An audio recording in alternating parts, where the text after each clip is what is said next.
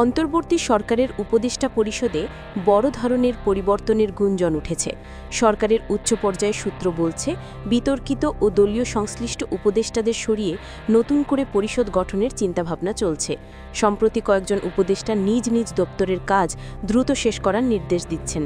তাদের ঘনিষ্ঠ কর্মকর্তারা জানাচ্ছেন, উপদেষ্টাদের অনেকেই মনে করছেন এখন যাওয়ার সময় হয়েছে। কেউ কেউ আবার পদত্যাগের প্রস্তুতিও নিচ্ছেন। জানা গেছে, প্রধান উপদেষ্টা ডক্টর মোহাম্মদ ইউনূসের নেতৃত্বাধীন এই অন্তর্বর্তী সরকারে বর্তমানে ২৩ জন উপদেষ্টা রয়েছেন।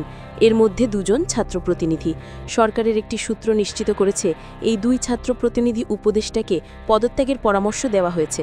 রাজনৈতিক অঙ্গনে জোর গুঞ্জন, আসন্ন জাতীয় নির্বাচনকে সামনে রেখে পরিষদে নতুন করে রদবদল আসতে পারে। বিএনপি, জামায়াতে ইসলামী ও জাতীয় নাগরিক পার্টি ইতিমধ্যে প্রধান উপদেষ্টার সঙ্গে বৈঠকে দলীয় ও বিতর্কিত উপদেষ্টাদের অপসারণের দাবি জানিয়েছে। বিএনপি মহাসচিব মির্জা ফখরুল ইসলাম আলমগীর অভিযোগ করেছেন, সচিবালয়ে ও প্রশাসনে এখনও আগের সরকারের প্রভাবশালী কর্মকর্তারা রয়েছেন। তারা নিরপেক্ষ নির্বাচনের পথে বাধা সৃষ্টি করছেন। একই অভিযোগ তুলেছে জামায়াতে ও এনসিপিও।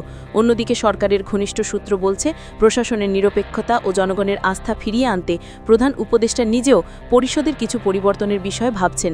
তবে কবে এবং কিভাবে এই পরিবর্তন আসবে তা এখনও অনিশ্চিত। OBC টেলিভিশন নিউজ টাইম, সত্য প্রকাশে অঙ্গীকারবদ্ধ।